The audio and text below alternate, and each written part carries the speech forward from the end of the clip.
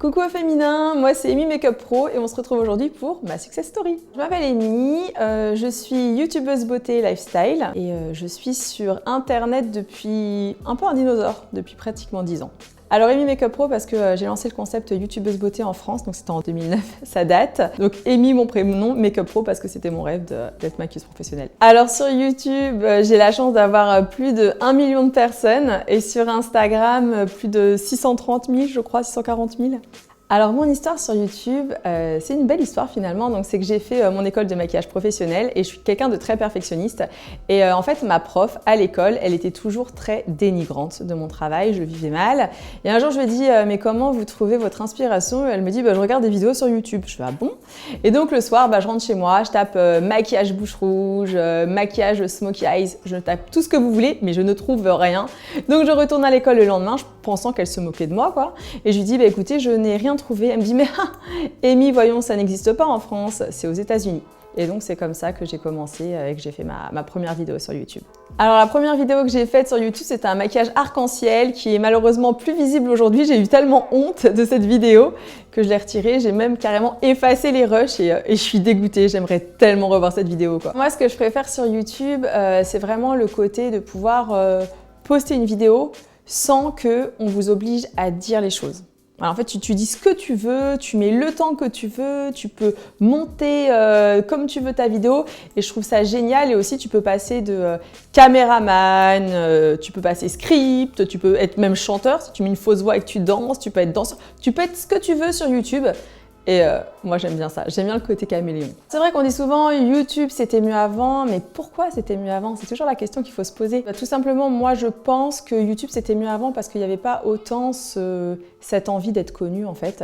Et lorsque YouTube s'est lancé, franchement, c'était le plaisir du partage et je pense qu'aujourd'hui, malheureusement, il y a certaines personnes qui ont oublié ce plaisir du partage, mais il ne faut pas mettre tout le monde dans le même lot. Je pense qu'on aime bien regarder en arrière souvent, mais c'est important de regarder de l'avant. Donc il faut regarder ce qui est possible de faire aujourd'hui pour que ce soit comme avant. Comment faire face à la méchanceté sur YouTube? Eh bien en fait, tu ne fais pas face, hein, t'as pas le choix. Non, c'est horrible hein, parce qu'il y a la méchanceté, mais il y a aussi les pervers. J'ai eu ma voiture qui a été cassée plusieurs fois, j'ai eu des menaces de mort, de tout ce que vous voulez. Et justement, c'est intéressant cette question parce qu'il faut savoir que YouTube, vous voyez le côté strass, donc ce côté notoriété, popularité, mais il y a aussi l'envers du décor. Et non, c'est difficile. En fait, je pense qu'il faut prendre beaucoup de recul. Il faut justement rester avec ses valeurs et parler avec ses proches pour justement éviter ce côté de prendre trop la grosse tête. Moi, c'est ce qui me ferait peur vraiment d'avoir un melon. Voilà, c'est le truc qui m'horrifie en tout cas. Donc, je pense qu'il faut rester dans des valeurs saines et surtout ne pas oublier quelque chose. Vous savez, YouTube, ce n'est qu'un chiffre, c'est virtuel. Le jour où ça coupe, qu'est-ce que tu fais en fait? T'as plus de vie en fait? Bah non en fait, faut vraiment avoir une vie sociale et je pense que c'est la base. Le conseil que je pourrais donner à quelqu'un qui veut se lancer en 2019 et même en 2025 et même avant, c'est sérieusement, faites ça pour le kiff.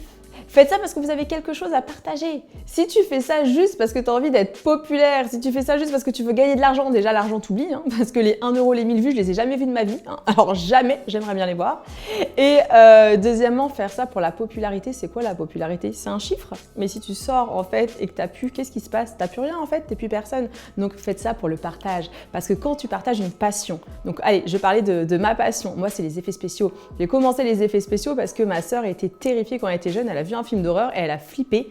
Et tellement j'ai été désemparée de voir ma petite sœur, parce que ma petite sœur c'est tout pour moi, ne plus pouvoir dormir, je me suis dit il faut que je trouve quelque chose à faire et donc j'ai commencé à créer avec de la terre et du ketchup des effets spéciaux et créer mon propre film où ma sœur était l'héroïne. Et en fait, moi, juste, c'est ça, YouTube, c'est le plaisir du partage. J'ai sorti dernièrement une vidéo donc, pour parler de ma maladie. Donc, c'est une maladie qui est reconnue par l'Organisation mondiale de la santé, mais qui malheureusement n'est pas connue en France et on ne peut pas se faire soigner en France. J'ai décidé d'utiliser ma, entre guillemets, notoriété, en tout cas ce que j'ai monté donc, en pas mal d'années, de façon à parler au plus de femmes possible. Et c'est vrai que dans un sens, c'est un petit peu malheureux, mais lorsque l'on est pas mal suivi sur les réseaux aussi, on a un petit peu cette chance de pouvoir toucher un petit peu plus vite à certaines choses. Et je savais en fait qu'en faisant cette vidéo, en mettant un titre accrocheur, en présentant la maladie, j'allais toucher plus de monde. Et je suis déterminée, c'est mon combat d'aujourd'hui, c'est faire reconnaître ma maladie, pouvoir se faire soigner en France et si Dieu le veut, c'est que la maladie soit prise en charge, en tout cas en partie, parce que c'est une maladie qui est très lourde psychologiquement et physiquement. Alors ce que je peux vous dire donc, sur ma maladie, c'est une maladie qui touche essentiellement les femmes. Je n'ai pas à ce jour de cas d'hommes touchés. On peut appeler cette maladie la maladie des jambes dites poteaux, c'est-à-dire que vous n'avez aucune forme dans vos jambes. C'est tout droit. C'est une maladie qui va vous procurer, alors c'est pas tout le temps le cas, hein, ça peut être aussi indolore parce que finalement on apprend à vivre avec, des douleurs, une sensation de pression dans les jambes, des bleus qui apparaissent sans aucune raison et surtout l'aspect physique c'est une difformité, c'est-à-dire que vous allez avoir un tronc très mince et quand on regarde en fait vos jambes, vos chevilles, vos mollets, vos cuisses, éventuellement aussi vos bras, c'est complètement voilà, c'est pas en osmose en fait, c'est beaucoup plus fort. Quand mes petits warriors, donc c'est le pseudo que je donne à ma communauté parce que je leur dis toujours qu'il faut garder le sourire quoi qu'il se passe dans notre vie, d'où mon côté warrior aussi et cette comment dire, présentation de la maladie, en gros les réactions ont été immédiates. Je pense que j'ai reçu à peu près plus de 2000 commentaires de femmes qui se sont retrouvées en moi, qui m'ont remercié, qui ont pleuré et rien que de vous en parler, là ça me fait des frissons parce que c'est fort. Le message il est fort dans le sens où c'est une souffrance déjà physique parce que vous avez une difformité et vous avez des douleurs, mais aussi psychologique parce que tout le monde vous pointe du doigt en vous disant t'as des jambes, on dirait un bonhomme Michelin, t'as des jambes de footballeur, c'est moche, tu peux pas t'habiller comme tout le monde. Et finalement là, plutôt que de te sentir anormal, ce que je ressens depuis l'adolescence, donc du moment où j'ai eu mes premières règles, on a mis un mot, on m'a dit « Amy, tu es malade ». Et sincèrement, ça n'a rien à voir lorsque tu es culpabilisé pour quelque chose où tu essayes de faire des efforts pour que ça change et où on te dit « tu es malade ».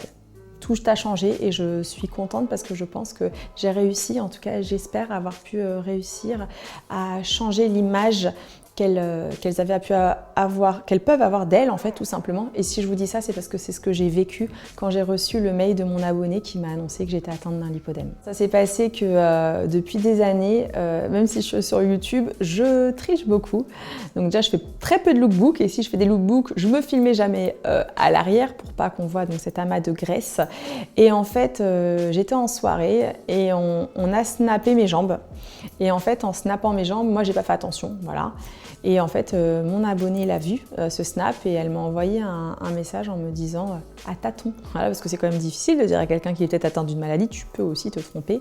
Est-ce que tu ressens des pressions? Est-ce que tu as mal? Est-ce que tu as une difformité? Parce que si c'est ça, tu es malade. En fait, elle a juste aperçu mes jambes et elle m'a sauvé la vie. Vraiment, je pèse mes mots quand je dis qu'elle m'a sauvé la vie. Elle a sauvé un mal-être, une tristesse en moi qui ne pouvait être résorbée et que même le corps médical me disait c'est normal. C'est mon ange et elle s'appelle Pauline. Alors, le message que je voudrais vous dire, c'est que si vous pensez être atteinte d'un lipodème, surtout, il y a très peu de médecins en France qui sont au courant de cette maladie.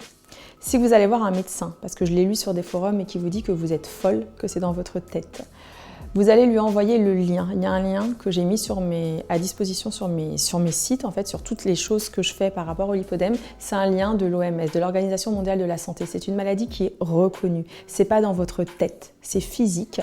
Donc battez-vous, ne lâchez pas l'affaire et surtout parlez-en autour de vous parce que franchement, cette maladie, il faut qu'on en parle et c'est très important de se battre. Il faut rien lâcher, mais c'est la vie ça, c'est qu'il faut jamais rien lâcher. Donc j'ai envie de vous dire, gardez le sourire et combattez. Mes projets pour la suite, j'en ai plusieurs. Mon premier projet, donc, c'est le combat pour ma maladie, donc le lipodème. J'ai vraiment envie d'aider au maximum. Donc ça, c'est dans un premier temps. Dans un deuxième temps, en fait, mon objectif, ça serait de faire... je le dis depuis des années, mais moi j'aimerais beaucoup faire de la télé ou du cinéma. Vraiment, c'est quelque chose qui me passionne. J'ai un petit peu joué la comédie dans mes vidéos effets spéciaux parce que voilà, au début de l'effet spécial, en fait, je me mets dans les conditions d'un film d'horreur et après j'explique le maquillage que j'ai fait, donc j'aime beaucoup ça. Et la troisième chose, pourquoi pas, parce qu'il faut être voilà, dans la vie perspicace et faut viser loin en fait pour essayer d'avancer. Non, j'hésite en fait peut-être à ouvrir quelque chose par rapport à la pole dance parce que je suis une passionnée de pole dance et sur Paris, parce que moi je suis sur Paris, je ne trouve aucune école qui fasse de la pole choré, c'est-à-dire de la danse autour de la barre et que ce soit pas quelque chose de trop vulgaire, quelque chose de beau, de classe, voilà.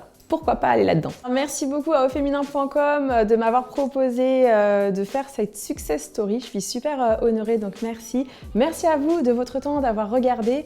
Et si jamais ça vous intéresse de venir rejoindre ma folle communauté de warriors, on rigole bien et puis on est assez franc quand même, eh bien vous pouvez me rejoindre donc sur tous les réseaux, c'est Amy Makeup Pro, sauf sur Snapchat. Bah oui, quelqu'un avait pris mon pseudo et je m'appelle Amy Off, comme ça vous m'avez en intimité, en off.